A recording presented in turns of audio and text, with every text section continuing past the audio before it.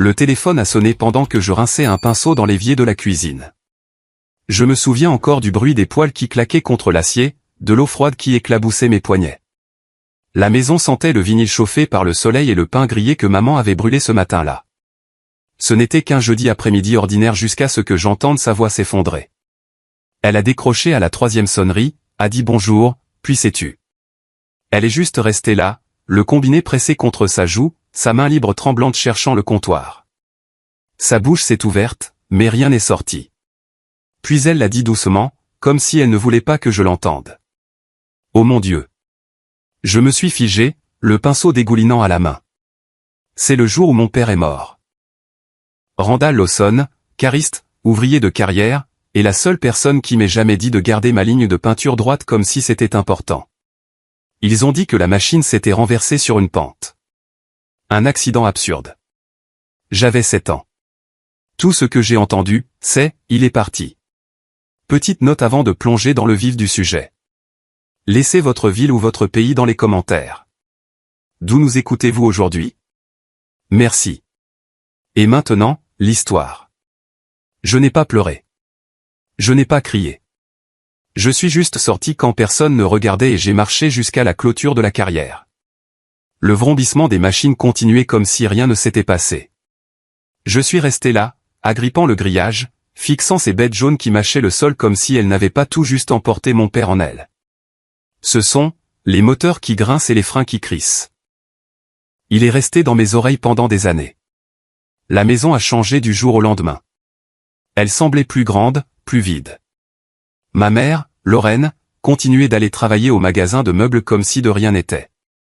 Elle parlait aux clients de microfibres et de poufs durables avec sa voix de vendeuse, puis rentrait à la maison et fixait le mur, le mascara encore accroché à ses cils. Elle ne cuisinait plus beaucoup après ça.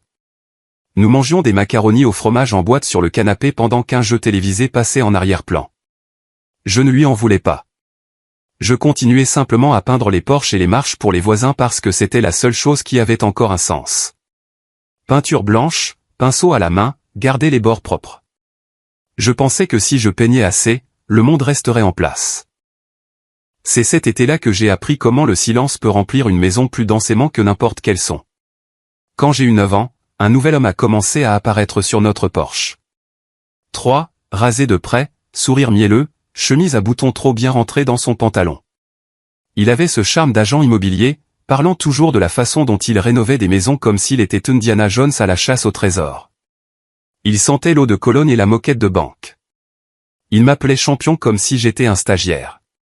Au début, je l'observais simplement. Puis j'ai commencé à remarquer de petites choses. Il posait sa main sur le bas du dos de maman quand il la croisait dans le couloir.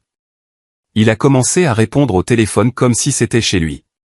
Il a commencé à appeler le salon « notre espace ». Je n'aimais pas la façon dont il me regardait, comme si j'étais un meuble qui n'allait pas avec le reste.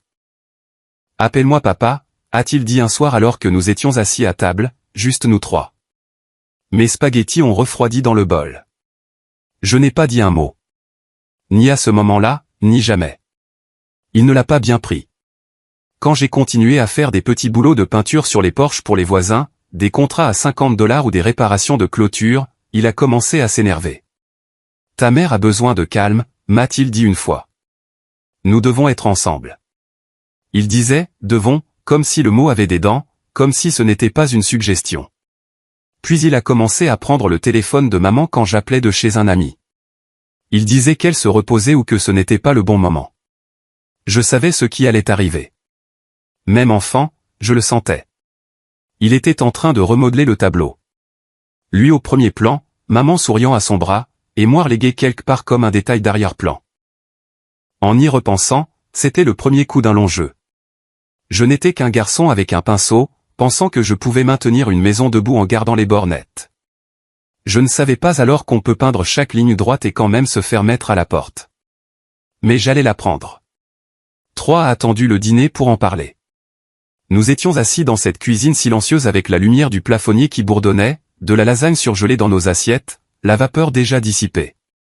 Il a sorti une brochure brillante avec des enfants souriant en polo et a dit « Et si tu faisais un semestre dans un programme en internat juste pour te recentrer ?» Je n'ai pas répondu, J'ai juste continué à scier ma nourriture avec une fourchette émoussée. Il a continué comme si on était autour d'un feu de camp. Pas de distraction, de la structure, une vie saine. Tu pourrais même revenir avant les vacances. Puis il m'a regardé par-dessus son verre de thé et a dit, « Appelle-moi papa et on pourra discuter de te garder ici à la place. » J'ai raclé ma fourchette contre l'assiette. À partir de ce moment-là, les courses semblaient plus légères. Le lait disparaissait plus vite. Les céréales sont devenues moins chères.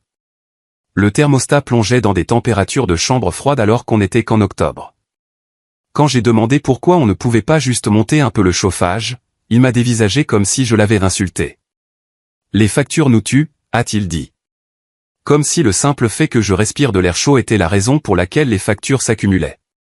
Si je demandais à parler à maman, il se mettait dans le couloir et bloquait la porte de la chambre comme si c'était un coffre-fort. Elle se repose, chuchotait-il, toujours avec ce calme de politicien. Ne l'énerve pas, il la voulait douce. Il me voulait silencieux. Puis est arrivé le mardi où je suis rentré de l'école et j'ai trouvé une pile de paperasse sur la table de la salle à manger. Rien de caché, juste là, en évidence, comme si c'était normal. Une feuille portait mon nom, mal orthographié. Lawson. C'était une requête pour une tutelle temporaire. Sa signature en bas, comme s'il me possédait déjà. Je n'ai pas dit un mot. J'ai attendu qu'il sorte pour une visite et j'ai pris une poignée de pièces que j'avais cachées dans mon tiroir à chaussettes.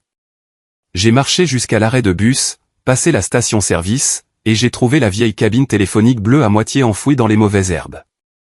J'ai composé le numéro de tante Marlène de mémoire. Elle a décroché à la deuxième sonnerie. Je n'ai pas eu besoin d'expliquer grand-chose, j'ai juste dit mon nom, dit qu'il essayait quelque chose, et elle m'a dit de ne pas bouger. Le lendemain matin, elle est entrée dans cette réunion d'admission du tribunal de la famille avec son badge de l'hôpital accroché à sa blouse et la mâchoire serrée comme si elle était prête à se battre avec quelqu'un sur le parking. Le greffier m'a demandé où j'allais à l'école, en quelle classe, et qui venait me chercher. J'ai répondu à chaque question clairement. Trois se tenaient là, tripotant une tasse de café, incapable d'expliquer pourquoi il avait besoin de la tutelle alors que ma mère était vivante et dans la même maison. Le greffier a haussé un sourcil. C'était tout. La réunion s'est effondrée comme du papier mouillé. Il n'a pas explosé. Il a changé de tactique. Le week-end suivant, je suis rentré d'un travail sur un Porsche, $30 pour repeindre des lattes de clôture, et j'ai trouvé mes chemises pliées dans 2 sacs de supermarché Kroger posés près de la porte. Mon gant de baseball était posé dessus comme une cerise sur un gâteau. « Tu vas rendre visite à ta tante pour un petit moment », a-t-il dit, debout dans la cuisine comme si nous nous étions mis d'accord. Un peu d'espace fera du bien à tout le monde. J'ai regardé par-dessus son épaule vers maman. Elle était appuyée contre le frigo, les bras croisés, les lèvres serrées. J'ai fait un pas vers elle. Elle n'a pas ouvert les bras. Elle s'est juste frotté la tempe et a dit, « Je suis fatiguée, chérie. » Ni en colère, ni désolé, juste à bout. Il a chargé les sacs dans le coffre lui-même, l'a claqué comme un homme qui scelle un marché. Le trajet a été silencieux. Il a énoncé ses règles une dernière fois. Respect, structure, famille, comme s'il lisait un manuel de ressources humaines. Choisis mal, a-t-il dit, et tu seras inscrit à ce programme d'ici lundi. Puis il a ajouté, appelle-moi papa et on oublie tout ça. J'ai regardé par la fenêtre et j'ai compté chaque poteau électrique de notre quartier jusqu'à la rue de tante Marlène. Je n'allais pas lui donner ce mot. Ce nom n'était pas le sien. Il ne m'a pas accompagné jusqu'à la porte. Il a juste ouvert le coffre, posé les sacs, et a dit à ma tante. Temporaire. Elle se tenait là, les bras croisés sur sa blouse et a dit, on verra bien. Il a souri comme si c'était toujours une vente. À l'intérieur, chez elle, ça sentait le savon à la lavande et le café brûlé. J'ai laissé tomber mes sacs près du canapé et je me suis assis sans rien dire. Le tic-tac de son horloge de cuisine remplissait le silence comme la pluie. J'ai gardé les yeux au plafond et j'ai attendu que mon téléphone vibre. Il ne l'a pas fait. 2 jours plus tard, j'ai entendu sa porte d'entrée s'ouvrir. Je suis sorti et j'ai trouvé une boîte en carton sur le perron. Pas de mots, juste mon classeur d'école, 3 chemises, un cahier de mathématiques, et ma vieille boîte à pêche avec un leurre tordu à l'intérieur. C'était le dernier mot. Temporaire avait été un mensonge depuis le début. Ce soir-là au dîner, Tante Marlène a fait des spaghettis et les a servis avec du pain à l'ail qu'elle avait brûlé d'un côté. Elle n'a pas posé de questions sur 3. Elle n'a pas posé de questions sur maman. Elle a juste posé l'assiette devant moi et a dit, « Je ne peux pas te financer, Lawson, mais je te donnerai une chance au lieu d'argent. Tu travailles, on construit. » Marché conclu. J'ai hoché la tête. C'était tout. Pas de discours, pas de conditions. C'était la première offre honnête que j'avais eue depuis des années. Après avoir débarrassé la table, elle m'a montré où était le liquide vaisselle, m'a tendu un torchon et a dit, « Tu essuies. » Je l'ai fait. Cette première semaine, Marlène m'a tendu une pelle et a montré un cratère dans le jardin où l'herbe refusait de pousser. « Tu veux rester ici, Lawson ? Aide pour de bon, a-t-elle dit, comme si c'était tout le contrat. C'était le cas. J'ai hoché la tête et je me suis mis à creuser. La terre était sèche et dure comme de la pierre, comme si la terre ne voulait pas être déplacée. Je l'ai brisée quand même. La sueur a trempé le dos de ma chemise et mes paumes se sont couvertes d'ampoules, mais je n'ai pas arrêté. Je voulais qu'elle voie que j'étais sérieux. Le lendemain matin, j'ai décapé les rampes de son Porsche jusqu'au bois nu, j'ai nettoyé les écailles et j'ai appliqué 2 couches de peinture que nous avions trouvées au sous-sol. Le pinceau était à moitié emmêlé et raide à cause de son vieil usage, mais j'ai fait avec. Je suis passé à la clôture à l'arrière, arrachant les lattes tordues et en clouant de nouvelles avec des clous d'une boîte de café. Kenan n'a pas dit grand-chose les premiers jours. Il avait à peu près mon âge, 8 mois de plus, mais ne me traitait pas comme un intrus. Nous partagions sa chambre sans aucune tension bizarre. Il avait un lit superposé, et j'ai pris celui du bas. Les murs étaient couverts de croquis de plans de pièces, de garages et de terrasses faits à la main. Il pouvait tout dessiner à l'échelle en utilisant juste du papier ligné et un crayon. Pas de règles, pas de calculatrice. Dessine-le avant de le construire, a-t-il dit en me regardant mesurer une rampe un après-midi. Ça m'a marqué. Mon premier vrai travail en dehors de la maison de Marlène est venu d'une dame 2 portes plus loin. Elle s'appelait Mavi. Veuve, coiffeuse, maison blanche avec une clôture de devant qui tombait en morceaux. Elle m'a regardé peindre la lisse supérieure de notre clôture et a dit, « Tu as l'air de quelqu'un qui se pointe », avant de me tendre 22 $ en espèces et un verre de limonade qui suintait. C'était suffisant. J'ai passé 2 après-midi sur sa clôture, 3 couches, des découpes soignées. Le dimanche matin, elle disait aux gens à l'église que j'étais le garçon à la peinture.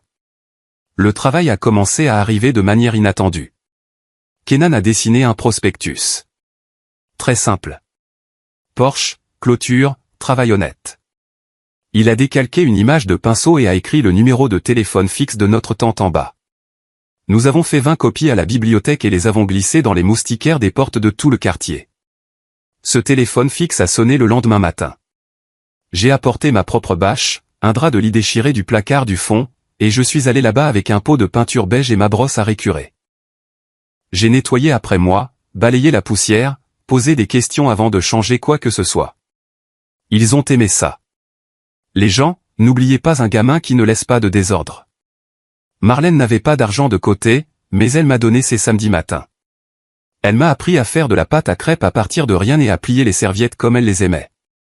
Je n'ai jamais été un invité. Elle l'a bien fait comprendre en me tendant une brosse de toilette la 2e semaine et en me disant que la salle de bain du haut avait besoin d'un nettoyage. Tu vis ici, tu aides à vivre ici, a-t-elle dit. Tu veux manger comme la famille, nettoie comme la famille. Je n'ai pas discuté. J'aimais les règles. Elles avaient du sens. Fin mai, elle m'a tendu un sac de mélange de ciment et m'a dit que nous allions couler une nouvelle dalle pour les marches arrière. Les anciennes penchaient comme de mauvaises dents. J'ai creusé les fondations, les ai coffrées avec de vieux 2X4 pleins d'échardes, et les aidé à mélanger les sacs dans une brouette si cabossée qu'elle se balançait comme un berceau. Nous avons coulé la dalle, l'avons lissée et l'avons laissée durcir. Le lendemain matin, j'ai passé ma main sur la surface. J'avais l'impression que c'était une preuve. Je ne saurais dire pourquoi, mais cette nouvelle dalle signifiait plus que les travaux de clôture. Les gens ont remarqué. Des gars du quartier passaient en demandant des infos sur le mélange, le coffrage, ce que je facturais pour les limons d'escalier. Je n'ai pas fait semblant de tout savoir. J'ai dit, laissez-moi regarder. Kenan se tenait derrière moi avec son bloc-notes, esquissant des choses pendant que je mesurais. Il pouvait transformer des mesures en images plus vite que je ne pouvais les dire à voix haute. Un après-midi, alors que je teignais un poteau de Porsche, j'ai vu la voiture de 3 passer lentement devant la maison. Il s'est garé devant, est sorti avec ses lunettes de soleil enveloppantes et un polo fraîchement repassé, et s'est approché avec un papier à la main. J'ai une propriété à rénover à 2 villes d'ici, a-t-il dit comme s'il m'offrait une faveur. Démolition, transporter quelques débris, peut-être mettre un peu de peinture, un boulot de week-end, rien de compliqué. Il m'a offert 50 $ pour les 2 jours. Je l'ai juste regardé. C'est mon tarif pour les neveux, a-t-il ajouté en souriant narquoisement. Je n'ai pas souri. Je ne suis pas ton équipe, ai-je dit, en m'essuyant les mains sur mon jean. Et je ne suis pas ton neveu. Il a cligné des yeux comme s'il ne s'y attendait pas, tarif familial. Je n'ai pas bougé. Tu as besoin d'aide. Tu paies le tarif. Il est parti sans dire au revoir. Juste après ça, il a commencé à restreindre mes contacts avec maman. Il répondait à son téléphone et disait qu'elle faisait la sieste ou qu'elle était sortie. J'ai demandé si je pouvais passer. Il a répondu par SMS, pas un bonjour. Le bébé dort. Comme si j'étais quelqu'un qu'il connaissait à peine. Comme si je n'avais pas vécu dans cette maison pendant des années. Kenan m'a vu fixer mon téléphone et a dit, écris-le plus tôt. Quoi? Chaque travail. Heure d'arrivée, outils utilisés, code couleur. Tu ne peux pas faire grandir ce que tu ne mesures pas, alors nous avons commencé un classeur, du papier ligné au début, puis des grilles de cahiers. J'ai enregistré chaque travail par adresse et heure. Et Kenan a ajouté des croquis et des matériaux. Nous sommes passés des clôtures à de petites réparations intérieures, des clous qui ressortent, du calfeutrage de plainte, des moulures lâches. Rien de spectaculaire, mais c'était régulier. Cette semaine-là, après que la dalle est complètement durcie, Marlène m'a fait un sandwich, juste de la dinde et de la mayonnaise, et m'a dit de m'asseoir. Elle a tapoté le nouveau béton comme si c'était un banc. La pierre d'abord, puis les marches, a-t-elle dit en buvant une gorgée de son thé. Je me suis assis, j'ai mangé, j'ai senti le soleil sur mes bras et la dalle fraîche sous mes jambes. Ça peut paraître cliché, mais c'était la première fois que je ne flottais pas dans la vie de quelqu'un d'autre. J'avais quelque chose de solide sous moi, quelque chose que nous avions construit depuis la base. Je réparais une plainte de Porsche quand j'ai entendu des cris qui semblaient sortir d'une émission de radio. Une porte de garage à mi-chemin dans la rue était coincée à moitié fermée, et l'homme en dessous jurait assez fort pour faire fuir les oiseaux du fil électrique. C'était Alton. Il était petit, nerveux, probablement à la fin de la soixantaine, mais se tenait comme un homme qui avait soulevé des choses toute sa vie. Le rail de sa porte de garage était tordu, et il le frappait avec un manche à balai comme s'il lui devait un loyer. J'ai couru, je me suis glissé à l'intérieur et j'ai demandé s'il avait un escabeau. « T'es qui toi, la fée des portes ?» a-t-il aboyé, mais il m'en a tendu un. Je l'ai redressé en 10 minutes. Rail tordu, mauvais support, des choses basiques. Quand j'ai essayé de refuser son argent, il m'a lancé un regard comme si j'avais insulté ses ancêtres. « Je n'aime pas devoir », a-t-il marmonné et il est retourné dans la maison. 2 jours plus tard, il a appelé le téléphone fixe de Marlène et m'a demandé si je pouvais l'aider à transporter des débris dans un garde-meuble, de vieux échantillons de bardage, des seaux de vis mystérieuses, quelques tréteaux qui semblaient ne pas avoir tenu debout depuis une décennie. J'ai dit, bien sûr. À la fin du trajet, il a ouvert son coffre et a sorti un compresseur, pancaque, cabossé avec un seul pied fonctionnel et un cordon effiloché. Tu l'utiliseras plus que moi, a-t-il dit. Aussi, appelle ce type pour des travaux de moulure. Il m'a tendu une boîte d'allumettes avec un nom et un numéro griffonné à l'intérieur, comme une carte de visite de ruelle. Puis il est parti sans un mot de plus. Ce compresseur a tout changé. Nous nous essayons déjà aux réparations de cloisons sèches et aux retouches de moulure, mais maintenant j'avais de l'air comprimé derrière moi. Fini le tap-tap-tap ridicule avec des clous qui se tordent ou fendent le MDF bon marché. J'ai posé des plaintes proprement et rapidement. Nous avons appliqué la sous-couche sur les murs en 2 fois moins de temps. Je restais après les chantiers juste pour m'entraîner à boucher les trous si proprement qu'ils disparaissaient à la lumière du jour. Kenan a dessiné une fausse pièce dans le garage et m'a laissé poser des quarts de rond autour comme une démo. J'ai utilisé le tuyau d'air tellement de fois cette semaine-là que les chiens du quartier ont commencé à aboyer quand ils l'entendaient se mettre en marche. Ma vie a commencé à me traiter moins comme le gamin à la peinture et plus comme quelqu'un de confiance à l'intérieur de la maison. Elle m'a tendu un petit carnet après l'église, avec des noms et des numéros de personnes qui avaient besoin de travaux. Ne me fais pas passer pour une idiote, a-t-elle prévenu. Vous n'aurez pas à le regretter, je lui ai dit. Je m'essuyais les bottes chaque fois que je franchissais un seuil. 3 a eu vent de l'amélioration. Il s'est pointé un mardi alors que je chargeais mon sac à outils et s'est appuyé contre la barrière comme si elle lui appartenait. J'ai une rénovation à Brighton. Faut enlever du papier peint, poncer quelques planchers, rien de majeur. Une semaine, peut-être moins. Il a agité un billet de $100 comme un appât, puis a ajouté, et plus après, bien sûr. Je n'ai pas bronché. Vous connaissez mon tarif, et le papier de verre n'est pas donné. Il a ri comme si je lui avais raconté une blague. Allez, Lawson. On est de la famille. Je peux avoir un prix. J'ai fermé mon sac et je suis passé devant lui. Je ne suis pas dans votre équipe. Je ne fais pas de réduction pour les gars qui bloquent les portes. Il n'a pas aimé ça. Quelques jours plus tard, j'ai reçu un SMS d'un numéro que je ne reconnaissais pas. On me proposait du travail régulier, bien payé. J'ai demandé l'adresse du chantier. Il me l'a envoyé. C'était une de ces annonces immobilières. Je n'y suis pas allé. Une semaine après, j'ai aidé Marlène à refaire le joint de la baignoire à l'étage quand 3 m'a coincé devant sa maison. Maman était sur le siège passager. « Tu te crois meilleur que nous ?» a-t-il dit. J'ai gardé les mains dans les poches et n'ai pas dit un mot. Il est resté là comme s'il s'attendait à ce que j'explose. Je ne lui ai pas donné cette satisfaction. Le travail continuait d'affluer. Kenan a commencé à rédiger des devis simples, précis, écrits au crayon pour que nous puissions effacer quand les gens essayaient de glisser des extras. Nous avons commencé à dire non à « pourriez-vous aussi », à moins d'ajuster le prix d'abord. C'était risqué au début, mais les gens l'ont respecté plus que je ne l'imaginais. Nous avions l'air de professionnels, même si nous ne l'étions pas encore. Maman appelait parfois depuis le téléphone de la réserve de son travail, toujours en chuchotant comme si elle ne voulait pas que quelqu'un l'entende. Elle donnait des nouvelles de Noël, sa nouvelle fille avec 3, comme si elle passait des notes secrètes. Je lui ai dit que je voulais rencontrer le bébé. Elle n'arrêtait pas de dire que ce n'était pas un bon week-end. Quelque chose survenait toujours. Ce compresseur Dalton nous a transformés de « presque » à « réel ». J'ai terminé en une seule journée des travaux qui s'étalaient auparavant sur 2. Nous avons commencé à superposer les chantiers. Retouche de Porsche le matin, réparation de plainte le soir. Le temps s'est libéré et avec lui, l'argent a suivi. Un soir, je fouillais dans le grenier de tante Marlène pour une rallonge et j'ai soulevé une planche lâche près de la cheminée. En dessous se trouvait une vieille boîte en carton attachée avec de la ficelle et ramollie par l'humidité. À l'intérieur se trouvaient les croquis de mon père, du papier millimétré couvert de dessins de poteaux de Porsche, de corniches, de corbeaux et de chapiteaux de balustrade. Il avait écrit de petites notes dans les marges, des choses comme « utiliser un matériau plus épais » et « vérifier la pente ». Ça m'a coupé le souffle. Il n'avait pas seulement travaillé avec ses mains. Il avait planifié. Il avait rêvé de construire. Je me suis assis là, sur le sol du grenier, et j'ai fixé ces pages jusqu'à ce que mes jambes s'engourdissent. J'ai descendu la boîte et l'ai posée sur la table de la cuisine. Je l'ai juste regardée. C'était comme entendre sa voix sans le son.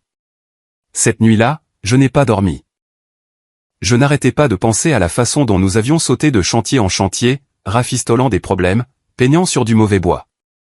Je ne voulais plus mettre de sparadrap sur quoi que ce soit. Le lendemain matin, j'ai dit à Kenan que je voulais changer, réparer les choses, bien. Pas vite. Accepter des chantiers qui redonnaient vie à de vieilles maisons. Du vrai travail, pas seulement des caches-misères. Il n'a pas scié. Il a juste hoché la tête et a dit, alors il va falloir qu'on passe à la vitesse supérieure. Ouais, j'ai dit. Rendons ça réel. Le matin où le tribunal a approuvé l'adoption, Marlène n'en a pas fait toute une histoire. Pas de gâteau, pas de ballon. Elle a fait sa lasagne. 3 sortes de fromage, de la saucisse épicée, cette croûte supérieure dorée qui croustillait quand on la piquait. Nous avons mangé à table comme un mardi ordinaire. Mais pour moi, c'était comme si le sol avait enfin cessé de bouger. J'ai gardé le nom de mon père, le nom de Randall Lawson. C'était non négociable. Plus tard dans la nuit, j'ai pris les papiers à l'étage et les ai glissés dans un classeur entre mes journaux de chantier et les croquis de Kenan. Ce classeur devenait épais. C'est Kenan qui n'arrêtait pas de dire qu'il fallait cesser de flotter sur des accords verbaux. Si on veut du vrai travail, disait-il, il nous faut du vrai papier. Alors, nous avons enregistré une SARL. Tante Marlène est devenue membre gérante puisque nous étions encore mineurs. Et nous avons payé les $50 de frais d'enregistrement au bureau du greffier du comté avec de l'argent que j'avais gagné en réparant des encadrements de fenêtres. Nous l'avons appelé Lawson & Crew, et Marlène a souri quand nous avons imprimé la première enveloppe avec le nom dessus. Nous n'avions pas de carte de visite, juste un dossier avec des devis sur papier millimétré et une liste de contrôle sur un clipboard que nous écrivions avec des crayons numéro 2 tachés. Ce n'était pas sophistiqué, mais ça fonctionnait. Nous nous sommes inscrits sur la liste des fournisseurs enregistrés de la ville, ce qui n'était pas la même chose qu'une licence d'entrepreneur, mais signifiait que nous pouvions soumissionner pour de petits travaux municipaux. La plupart d'entre eux étaient affichés avec des délais courts et des spécifications terribles, le genre de travail que les vraies entreprises évitaient. Mais c'est là que nous avons vu le kiosque, une vieille structure au bord du lac. Octogonale, balustrade blanche, peinture écaillée, la moitié des balustres cassés.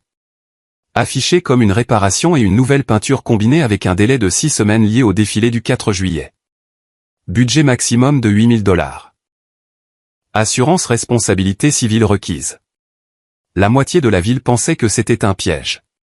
Nous y avons vu une opportunité. Nous avons soumissionné à $7,600. Kenan a réécrit la lettre de motivation 4 fois pour qu'elle sonne moins comme 2 adolescents et plus comme une entreprise en règle. Nous avons agrafé le classeur d'assurance de Marlène à l'arrière, nous sommes listés comme travailleurs approuvés sous la SARL, et l'avons déposé avec un reçu manuscrit pour prouver qu'il était arrivé avant la date limite du vendredi midi. 3 jours plus tard, nous avons reçu l'email.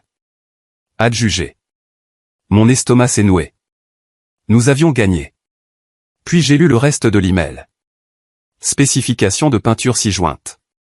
Délai fixe.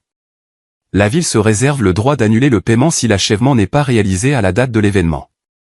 Kenan m'a regardé et a dit, eh bien, on vient d'avoir notre chance. Ne la rate pas. Le premier jour s'est bien passé. Le deuxième jour, nous avons enlevé une plainte près des marchés et avons trouvé de la pourriture. De la mauvaise pourriture. Pas seulement quelques balustres. La moitié de la plainte était de la bouillie. Nous l'avons tapé avec un marteau et le bois s'est enfoncé comme du pain grillé mouillé. J'ai appelé le responsable du projet de la ville. Il est venu, a regardé, et a dit, faites ce qu'il faut. Documentez simplement. Puis il a ajouté, nous ne pouvons pas autoriser de nouveaux fonds sans un ordre de modification. Ça prend une semaine, peut-être plus. Je l'ai dévisagé.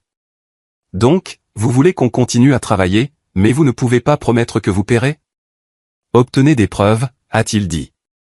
Et ne manquez pas le défilé. J'ai appelé Alton ce soir-là, faisant les 100 pas dans le jardin comme un chien en cage. Il n'a pas crié ni soupiré, il a juste dit, documente tout comme si tu disais la vérité à un oncle têtu. Alors, c'est ce que nous avons fait. Nous avons pris des photos avec des horodatages, les avons imprimées, avons écrit de quel côté du kiosque chacune provenait. Nous avons mis des morceaux de bois pourris dans des sacs comme des preuves, avons tenu un journal de la pourriture à l'encre. Kenan a étiqueté chaque sac avec du ruban de masquage et un Sharpie. Un jour, j'ai regardé le comptoir de la cuisine et ça ressemblait à un laboratoire de police scientifique. La réunion municipale suivante a été difficile. Un gars voulait refuser l'ordre de modification par principe. Ce sont des enfants, a-t-il dit.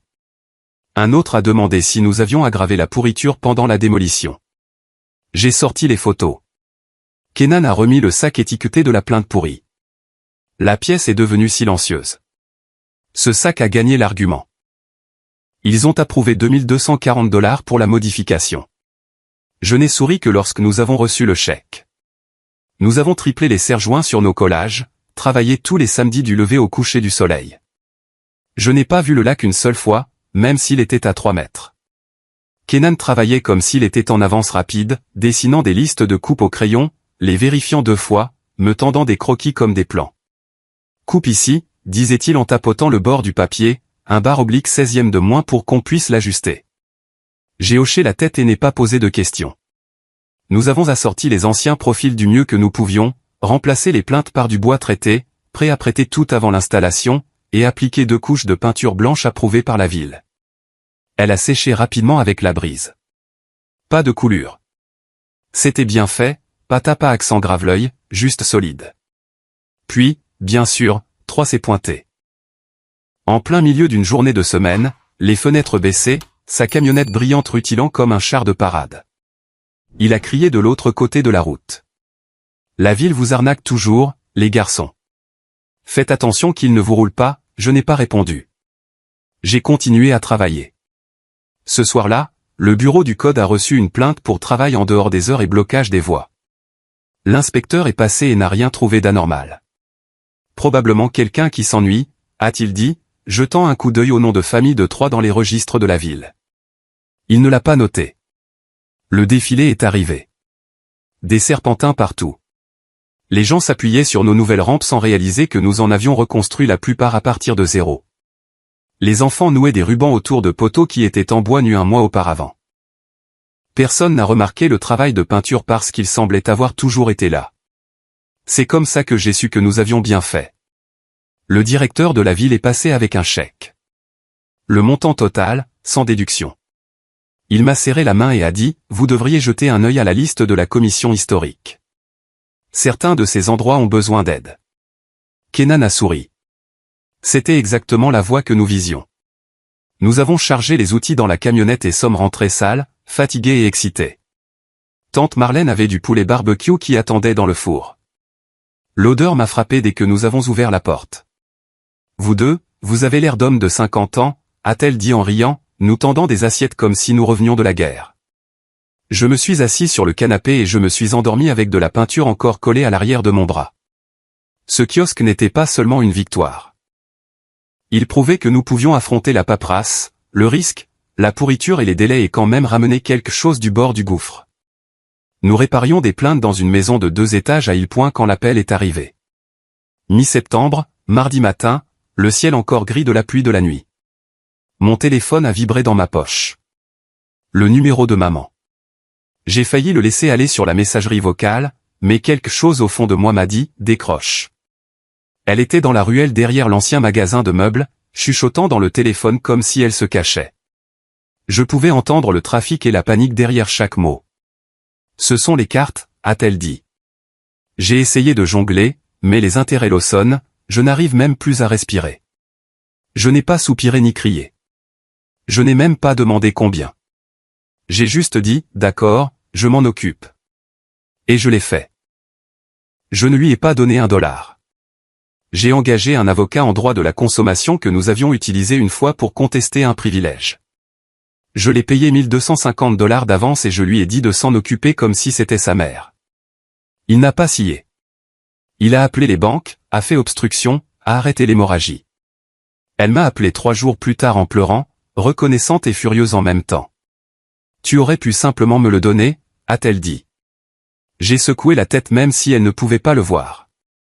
C'est l'ancienne méthode, je lui ai dit. Fini le main à la main.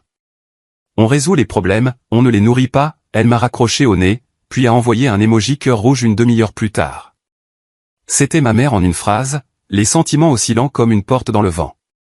Un mois plus tard, son magasin a réduit les heures au strict minimum. Pour les fêtes, ils ont fermé tout le site.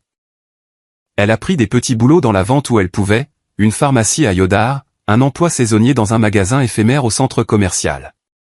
Mais les lacunes continuaient de se creuser. Elle n'a jamais demandé pour le loyer ou les courses.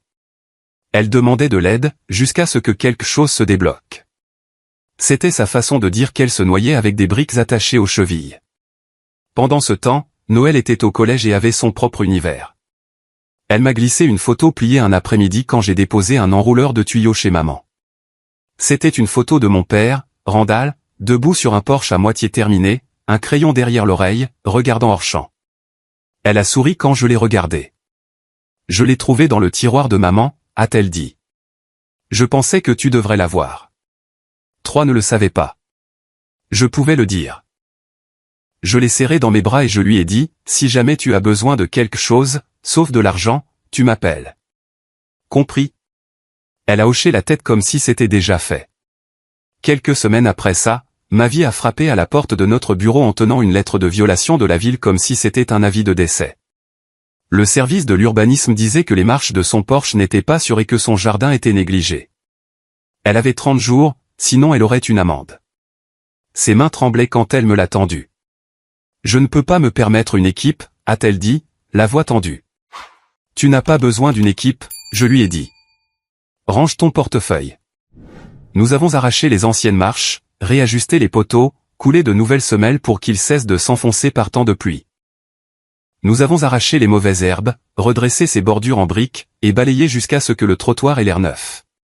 Kenan a dessiné un schéma de réparation clair pour l'inspecteur et a listé les matériaux au cas où le gars aurait besoin de preuves que c'était bien fait. Nous ne lui avons pas facturé un centime. Ni pour la main-d'œuvre, ni pour les pièces. Elle a fait des biscuits et a essayé de me tendre une boîte. J'en ai pris un mais j'ai laissé le reste. Ce travail gratuit a payé au triple. Le samedi, 3 voisins avaient appelé. L'un voulait une reconstruction de son porche avant. Un autre avait besoin de réparer un soffit. Et le dernier a demandé si nous faisions les fenêtres.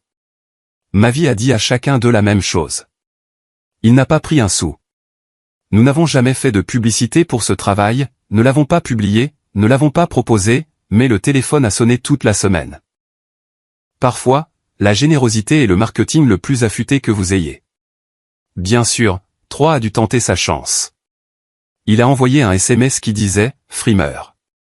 Une vraie famille garde l'argent à l'intérieur. J'ai fixé l'écran. Ça faisait encore mal. Non pas parce qu'il avait raison. Il n'avait pas raison, mais parce que ce mot, famille, avait encore des angles vifs quand il venait de lui. Kenan a vu le SMS par-dessus mon épaule et n'a rien dit. Il a juste poussé une enveloppe de préapprobation de crédit de la banque vers moi. Nous en parlions depuis des mois. Une petite ligne de crédit pour avancer les matériaux sur de plus gros chantiers au lieu de vider notre compte courant chaque fois que quelqu'un voulait pour $5 000 de cèdre. 15 000 c'était la limite. Marlène a co-signé. Non pas parce que nous avions besoin de son argent, mais parce que la banque avait besoin de quelqu'un de plus âgé pour cocher une case. Je vous soutiendrai, a-t-elle dit. Mais utilisez-le comme si c'était le vôtre, pas de l'argent gratuit. Nous étions d'accord. Ce vendredi soir-là, je me suis assis à table avec les vieux croquis de papa, feuilletant les supports, les volutes et les notes de garniture décorative. Une page portait un nom de rue que je reconnaissais, Whitmore Avenue. Je connaissais ce quartier. Je l'avais parcouru une douzaine de fois.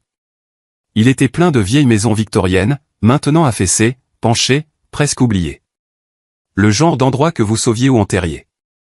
Le lendemain matin, je l'ai parcouru lentement, la fenêtre baissée.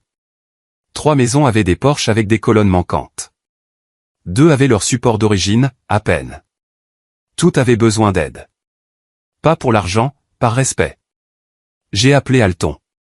Tu connais un gars qui peut couper des supports sur mesure, ai-je demandé. Il n'a même pas hésité. Ouais, un vieil atelier près de Maple Creek. Il travaille à partir de modèles. Ne fais pas de publicité. Il se pointe, c'est tout. Je peux l'appeler. Non. Va frapper à sa porte, a-t-il dit. Alors je l'ai fait. Le gars était plus âgé qu'Alton, portait une salopette et avait de la sueur dans les sourcils. J'ai apporté un des croquis de mon père avec moi. Il l'a étudié comme si c'était un testament. Tu paies un acompte en espèces, et tu viens chercher en personne, a-t-il dit. Je n'expédie pas, et je n'explique pas les retards. Je ne suis pas pressé, je lui ai dit. Il a grogné. C'était le marché.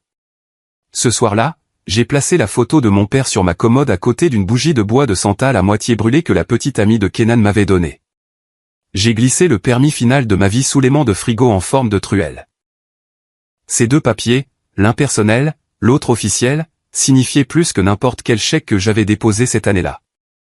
Ils étaient des rappels de qui m'avait aidé quand je n'avais rien. De qui je voulais être, des lignes que je refusais de franchir, même quand la famille agissait comme si la seule monnaie était le contrôle. Je suis resté assis 1 minute après son départ, le pouce pressé dans la rainure de la marche, essayant de me débarrasser du froid qui l'accompagnait. La peinture commençait à cloquer à un endroit près du bord. Il faudrait que je retouche ça bientôt, mais je ne pouvais pas encore bouger. J'ai entendu la voix de Marlène à travers la moustiquaire. Elle est partie ? J'ai hoché la tête sans me retourner. Ouais. Elle a apporté une tarte ou juste de la culpabilité ? Juste de la culpabilité. Elle n'a rien dit d'autre. Elle a juste laissé la porte se refermer doucement. Toute cette semaine, je me surprenais à rejouer le moment où elle a demandé « Quand est-ce qu'on en verra la couleur ?» Comme si je lui devais un retour sur investissement pour avoir survécu à ses choix. Ma poitrine brûlait encore de la façon dont elle l'avait dit. Comme si elle avait attendu que je réussisse pour pouvoir en profiter. Le pire, c'est qu'une partie de moi voulait croire que les choses pouvaient redevenir quelque chose. Pas ce qu'elles étaient. Ça n'a jamais été sain, mais quelque chose de mieux que ce désordre meurtri. Cette partie de moi se manifestait encore parfois, même quand je la détestais. Vendredi, j'ai vu le nom de 3 s'afficher sur mon téléphone. Juste un appel manqué. Pas de message. Je n'ai pas rappelé. Ce week-end-là, nous avions des consultations consécutives pour des réparations de Porsche, une à Millersport, une près du bâtiment administratif de l'école. Kenan a apporté son kit de diagramme et un thermos de café noir. Je n'arrêtais pas de penser à ce que je lui avais dit. Commence par le bas, comme je l'ai fait. Marlène m'a posé la question pendant que nous fermions pour la nuit, verrouillant la remorque à outils et enroulant les rallonges. Tu lui offres vraiment un travail, a-t-elle demandé. Je lui ai offert une option, j'ai dit. S'il veut manger. Il peut balayer le quai, a-t-elle souri narquoisement. Tu as du mordant maintenant. Je l'ai toujours eu, je lui ai dit. Je ne savais juste pas comment l'utiliser avant. Le lundi suivant, j'ai trouvé maman qui attendait dans la ruelle derrière notre bureau. Elle était appuyée contre ma camionnette comme si elle y avait sa place, portant des lunettes de soleil surdimensionnées et serrant un sac qui, je le savais, coûtait plus cher que la plupart de nos outils électriques. Il veut essayer, a-t-elle dit. Pas de bonjour, pas de bavardage. Essayer quoi? Le travail. Il a dit qu'il est ouvert. J'ai croisé les bras. Ce n'est pas ouvert. C'est une place qu'on crée si elle est méritée. Elle a changé de poids. Il a de l'expérience. Il a un miroir et une grande gueule, j'ai dit. Ça ne fait pas de lui un membre de l'équipe. Elle s'est raidie mais n'a pas insisté. On peut juste dîner, Lawson? Dimanche. Juste nous. J'ai secoué la tête. Pas avant un moment. Tu me punis. Non, j'ai dit, je me protège. C'est différent. Elle a cligné des yeux fortement comme si elle essayait de ne pas pleurer. Mais j'avais déjà vu ses larmes. Je l'avais vu les utiliser comme des outils. Je suis toujours ta mère, a-t-elle dit doucement. Et je suis toujours le garçon qui a demandé 42 $ pour une sortie scientifique, ai-je lancé. Tu te souviens de ça? Elle a baissé les yeux vers le gravier. Moi, oui, j'ai dit. Tu l'as laissé me dire de l'appeler papa.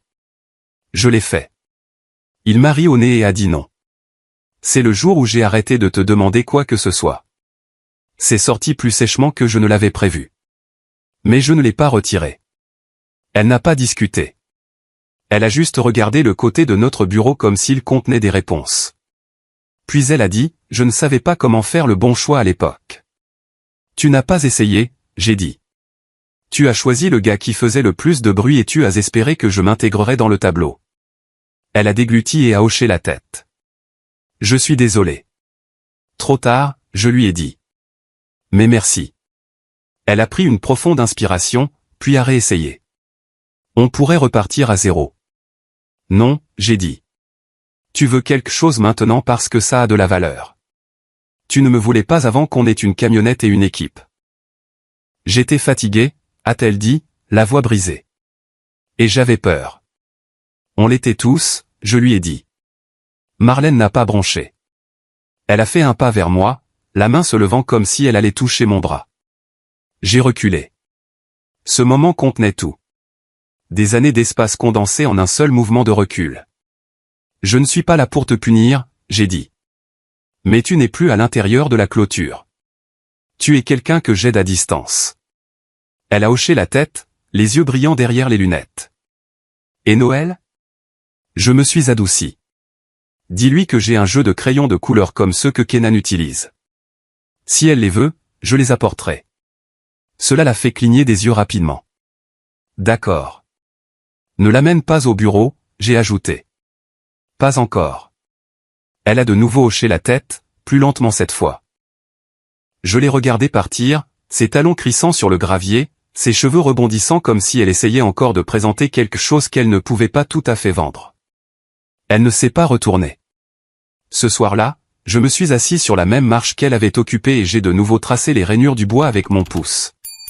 Cette cloque dans la peinture que j'avais remarquée auparavant était toujours là. J'ai gratté jusqu'à ce qu'un petit éclat se détache. Puis je me suis levé, j'ai pris un pinceau et la peinture de finition restante sur l'étagère du bureau et j'ai fait une retouche. Il ne s'agissait pas du Porsche. Il s'agissait de la ligne, visible maintenant, tracée droite et nette. Une limite fixée dans du vrai bois. Elle l'avait testé et je n'avais pas bougé. C'est ça, rester. Pas seulement être en place, mais la tenir quand les gens veulent vous ramener dans une version de la vie que vous avez déjà dépassée. 2 matins plus tard, 3 est entré dans notre bureau comme s'il présentait un appartement, pas comme s'il postulait pour un emploi. Veston trop serré, lunettes de soleil à l'intérieur, son eau de Cologne frappant le seuil de la porte avant lui. Il a regardé autour de lui comme s'il s'attendait à ce que quelqu'un l'annonce. « Salut, mon pote », a-t-il dit, debout devant le bureau d'accueil comme si j'étais son hôte et non son patron. Je n'ai pas pris la peine de faire de fausses salutations. J'ai montré la chaise de Kenan. « Assieds-toi. » Kenan a présenté les choses comme un programme de cours. Début à $18.25 de l'heure, 40 heures maximum, évaluation après 90 jours, pas de marché parallèle, pas de carte de crédit de l'entreprise sans un bon signé. 3 a essayé de sourire à travers tout ça comme s'il pensait être encore en train de négocier. Kenan n'a pas scié, il a juste fait glisser le clipboard sur le bureau et a tapoté l'endroit où signer. 3 a hésité une demi-seconde, puis a signé. Son stylo a gratté le papier comme s'il l'entendait. Nous lui avons imprimé un badge sur le champ, plastifié, l'avons accroché à son polo, et le lui avons remis. Un seul mot en bas, coursier. En sortant, 3 a demandé, devrais-je être listé comme partenaire sur le profil du fournisseur? Tu sais, pour la forme. Kenan a dit, non. Il n'a même pas levé les yeux en le disant. J'ai attendu qu'il sorte, puis je l'ai suivi et j'ai refermé la porte derrière nous. Tu devrais envoyer une carte de remerciement à tante Marlène, j'ai dit. Tu n'es ici que parce qu'elle a plus de pitié que tu ne m'en as jamais accordé. Il a eu l'air de vouloir répondre, mais n'a pas trouvé l'angle. Compris, fut tout ce qu'il a marmonné. Nous l'avons mis aux courses pour les permis et les retraits de quincaillerie, des tâches qui semblent petites jusqu'à ce que vous les fassiez mal. La première fois, il a fait la queue au bâtiment municipal pendant 3 heures pour obtenir un tampon. Il est revenu avec les pieds endoloris et une vraie question. Est-ce qu'ils sont toujours aussi lents? Bienvenue de l'autre côté du bureau, j'ai dit. Il a gardé la tête basse. Ça m'a surpris plus que je n'aimerais l'admettre. La première semaine, il était 5 minutes en avance chaque jour, garé au fond du parking, entrait avec son badge, disait bonjour et attendait sa liste. La deuxième semaine, il a demandé un vendredi de congé pour une affaire de famille. Je lui ai dit de prendre un jour de congé personnel qu'il n'avait pas encore gagné. Il est venu quand même. Je n'ai pas fait de discours dans la salle de pause. Je n'ai pas essayé de lui donner des leçons avec des histoires. Mais un après-midi, je suis passé alors qu'il mangeait un sandwich à la petite table près de la machine à café. J'ai posé un mètre ruban à côté de lui. Tu te souviens quand tu as dit que j'étais fragile, j'ai dit, la voix basse. Il a regardé le ruban, puis le sol. Je n'ai pas attendu de réponse. Je ne me suis pas brisé, je lui ai dit. J'ai plié et je suis resté. Il a hoché la tête une fois, très légèrement. Il n'a pas levé les yeux. C'était assez. J'ai gardé la laisse courte. Il récupérait les matériaux chez les fournisseurs, chargeait les moulures dans la remorque sans les érafler, et recueillait les signatures sur les chantiers comme si c'était un passeport. Kenan vérifiait ses reçus et ses bons comme s'il notait un test de maths. Il a réussi plus que je ne l'espérais. Ma mère a essayé d'en profiter. Elle a appelé un soir, la voix mielleuse. Puisque 3 travaillent avec toi maintenant, a-t-elle dit, peut-être qu'on pourrait tous dîner ensemble. Toi, moi, Noël, juste quelque chose de simple. Non, j'ai dit, ce travail n'est pas une réunion de famille. Mais c'est un progrès, non, a-t-elle dit. C'est la paix, je lui ai dit. C'est tout. Noël est passée à l'atelier un samedi avec un carnet de croquis. Elle s'est assise au bureau de Kenan et a étiqueté les tiroirs avec l'étiqueteuse pendant qu'il réorganisait les échantillons de peinture. Il l'a laissé imprimer, pinceau, en majuscule, puis décoller l'autocollant et le presser en place. Ça a fait sa semaine. Maman a envoyé un SMS plus tard. 3 a posé des questions sur les parts de bénéfices un après-midi alors qu'il réapprovisionnait les boulons. J'ai montré le balai. Les parts sont pour les gens qui nous empêchent de saigner, j'ai dit. Balaie le quai avant que le camion ne revienne. Il l'a fait. Sans discuter. Nous avons décroché une petite rénovation de devanture de magasin en centre-ville. C'était un salon de coiffure, maintenant transformé en boutique. La propriétaire voulait des réparations de plâtre, des moulures d'époque, et des finitions assorties à une photo de 1910 scotchée sur le comptoir de la caisse. 3 s'est occupé des retraits de permis et des retours de matériaux. Il n'a pas fait une seule erreur. Il s'est présenté, a obtenu les papiers, a ramené les reçus, et n'a pas essayé de s'attribuer le mérite de quoi que ce soit. Ça a aidé plus que n'importe quelle discussion n'aurait pu le faire. Un matin, Marlène m'a surpris en train de regarder par la porte arrière de l'entrepôt pendant que 3 chargeaient des boîtes dans la camionnette. Elle tenait une tasse de thé, toujours en chaussons. Tu essaies de savoir s'il travaille vraiment, a-t-elle dit. Ou si c'est juste une longue arnaque. Un peu des deux, j'ai admis. Elle a bu une gorgée. Alors laisse l'horloge te le dire. Le temps a un meilleur jugement que nous. Je voulais parfois remuer le couteau dans la plaie. Je voulais parler de la valise, des appels qu'il avait bloqués, du jour où il a obligé ma mère à se tenir derrière lui comme une ombre. Mais je ne l'ai pas fait. Non pas parce que je lui avais pardonné. Je ne l'avais pas fait, mais parce que tante Marlène m'a appris à connaître la différence entre la pitié et la mémoire. Il travaillait pour nous. Niveau débutant, limite claire. Tout le monde au bureau le savait. Plus important encore, lui aussi. Tout le monde au bureau le savait. Plus important encore, lui aussi. Je me suis réveillé avec une couverture légère sur les épaules et le goût de la sueur encore dans la bouche. Marlène a dû me couvrir après que je me sois endormi sur le canapé. Le travail sur le porche avait duré longtemps, et je n'avais même pas atteint ma chambre. Elle est entrée en tenant sa 2e tasse de thé et n'a pas dit grand-chose, elle m'a juste fait un petit signe de tête. « Tu as bien travaillé, gamin », a-t-elle dit. Je ne suis plus un gamin, mais j'ai laissé passer celle-là. La semaine suivante, nous avons signé le contrat pour la maison de style Queen Anne sur Pine and Third. Réhabilitation complète des garnitures extérieures, réparation des colonnes du porche, et quelques fenêtres à guillotine qui avaient besoin d'amour. La propriétaire, une enseignante à la retraite, voix claire, yeux perçants, a montré les boiseries d'origine et a dit « Je veux que ce soit comme avant ». Pas de vinyle. Ces mots peuvent aller dans les deux sens, nostalgique ou impossible, mais je voulais ce travail. Non pas parce qu'il payait le mieux, mais parce qu'il comptait. J'ai étalé le dossier de mon père sur le capot de la camionnette, juste en face de la maison, et j'ai feuilleté ses vieux croquis. Les supports du Porsche correspondaient à certains qu'il avait dessinés des années auparavant. La même courbe en haut, le même petit détail de perles sur les rampes. J'ai passé mon doigt le long des lignes de crayon et j'ai eu l'impression qu'il se tenait juste là à côté de moi, pointant les choses que j'avais manquées. Kenan a commencé à dessiner de nouveaux plans d'atelier, propres et simples. Il a mis le Porsche à l'échelle comme s'il l'avait construit dans une vie antérieure. Nous avons apporté les croquis à une scierie locale qui coupait encore à la main. Ils ont parfaitement assorti le profil du support. Pas de raccourci. Alton est passé en milieu de semaine.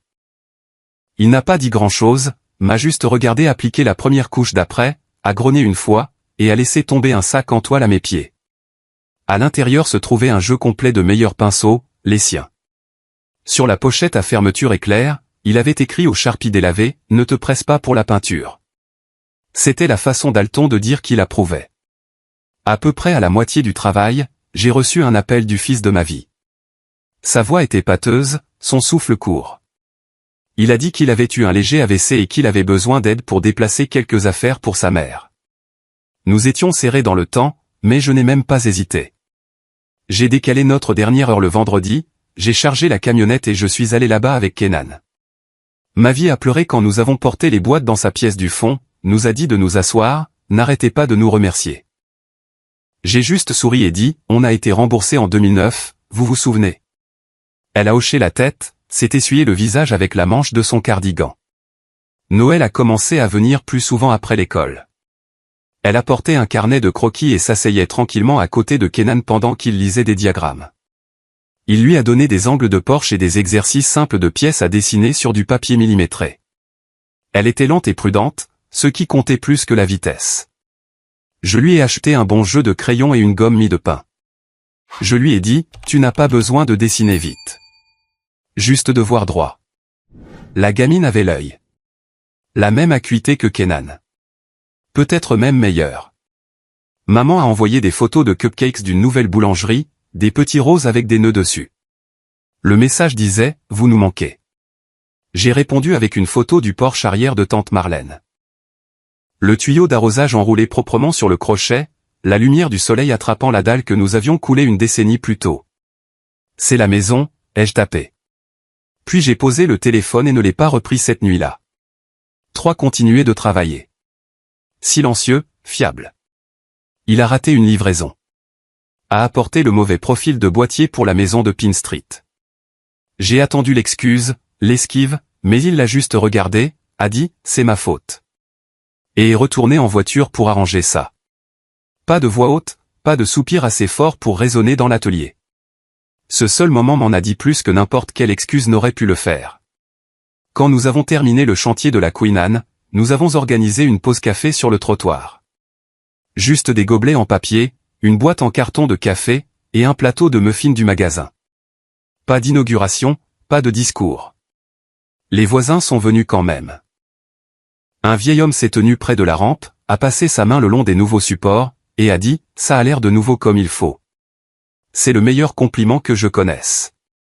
Quelques jours plus tard, une lettre est arrivée, adressée à la famille de Randall. À l'intérieur, une photo. Mon père tenant un niveau contre une poutre de Porsche, souriant à quelque chose juste hors du cadre. Elle venait d'un copain de la carrière qui a dit l'avoir trouvée dans une vieille boîte à gants en nettoyant une camionnette. Je l'ai scotché au mur de l'atelier. L'équipe est passée devant sans en faire toute une histoire, mais chacun d'eux a touché le bord la première fois qu'il l'a vu. Juste un léger tapotement avec leurs doigts comme si ça portait chance. L'argent allait bien. Le travail était stable. Les limites tenaient. C'est à peu près tout ce qu'on peut faire maintenant. Et honnêtement, c'est assez. 3 arrivent toujours à l'heure. Chaque matin, 10 minutes en avance comme s'il essayait de prouver quelque chose que j'ai arrêté de noter il y a des années. Il porte le polo de l'entreprise, les boutons fermés jusqu'en haut comme si c'était un uniforme au lieu d'une chemise, et vérifie le tableau blanc pour ses tâches sans poser de questions. Livraison, retrait de permis, retour de garniture, des choses basiques. Il signe les registres, classe les bons, balaie le quai quand c'est calme. Il n'est ni membre de l'équipe ni partenaire, juste un salarié, et c'est comme ça que ça reste. Tous les quelques mois, il demande à évoluer, à avoir plus de responsabilités. Peut-être gérer un des petits chantiers. Je montre le tableau et je dis la même chose à chaque fois. Apprends le processus, passe les audits, gagne la confiance, puis on en reparlera. Ce que je ne dis pas à voix haute, c'est que, plus tard, ne cesse de reculer. La confiance ne grandit pas parce que vous êtes constant pendant quelques mois. Elle grandit parce que vous vous présentez sans arrière-pensée, sans raccourci, sans histoire à vendre. Et elle se construit lentement ou elle ne se construit pas du tout. Il le sait maintenant. Ma mère dérive toujours comme un brouillard et repart de la même manière. Certaines semaines, c'est un emoji cœur et un SMS, je pense à toi, à minuit. D'autres fois, c'est un message décousu sur le fait que nous devrions nous asseoir et parler comme une vraie famille. Je ne la bloque pas. Je ne mords pas non plus à l'hameçon. Avant Thanksgiving, je lui envoie une carte cadeau pour l'épicerie. Avant Noël, je paie une de ses factures si je sais laquelle est en retard. Ce n'est pas une réunion. C'est de la pitié contrôlée. C'est moi qui trace une ligne et qui la tient. Ferme, mais juste. Les limites signifient que je n'ai pas à détruire ce que nous avons construit juste pour prouver que je tiens encore à elle. Noël est plus présente. Elle vient après l'école, pose son sac à dos sur le banc près des plans, et se plonge directement dans ce que Kenan est en train de dessiner. Il lui apprend à dessiner à l'échelle, à marquer proprement les révisions, à esquisser une pièce qui tient vraiment la route quand quelqu'un la construit. Elle écoute plus attentivement que la plupart des hommes adultes. Elle ne cherche pas les éloges, elle veut juste bien faire les choses. Elle ne veut pas de raccourcis. Elle veut une compétence, et ça me donne de l'espoir. Marlène travaille toujours 1 ou 2 jours par semaine à la maison de retraite, principalement pour les potins et la routine. Elle jardine comme si c'était un travail, et quand je suis trop stressé par les permis, les ordres de modification ou les clients qui paient lentement, elle tapote la dalle du Porsche que nous avons coulé quand j'avais 11 ans et dit, les fondations d'abord. Je finis, puis les marches. Je pense à mon père plus souvent maintenant qu'à l'adolescence. Pas avec du chagrin, mais avec du poids. Quand je vois mon reflet dans la vitre de l'atelier et que je vois ce crayon derrière mon oreille, je souris. Non pas parce que je le copie, mais parce que j'ai hérité de la partie de lui qui comptait. Quand nous restaurons un Porsche et que quelqu'un dit « Est-ce que ça n'avait pas l'air de ça avant ?» je sais que nous avons réussi. S'ils ne peuvent pas dire que nous y avons touché, nous l'avons bien fait. C'est ce qu'il aurait voulu. Les mauvais jours, je me souviens encore du kiosque, du sac de pourriture, des réunions du conseil avec des clipboards et des froncements de sourcils, et des samedis où nous travaillions jusqu'à ce que les insectes dansent dans les projecteurs. Nous n'avons pas gagné en criant. Nous avons gagné en restant, en faisant la chose correcte suivante, même quand personne n'applaudissait. C'est le plan que je suis. Je ne peux pas réparer le passé. Je ne peux pas renverser le désordre. Mais je peux construire vers l'avant. Je peux prendre soin des gens qui ont pris soin de moi quand je n'avais rien d'autre qu'un pinceau tordu dans un monde de travers. Parfois, cela ressemble à faire un chèque pour la facture d'électricité de quelqu'un. Parfois, c'est dire à un homme, les yeux dans les yeux, qu'il va commencer par le bas et le penser vraiment. Vous voulez appeler ça de la vengeance? Très bien. Mais pour moi, c'est simple. Je ne me suis pas brisé. J'ai construit. J'ai gardé le nom de mon père. J'ai gardé la foi de ma tante. J'ai gardé la ligne nette entre ce qui est à moi et ce que je dois. 3 porte un polo d'entreprise avec un badge qui dit « coursier ».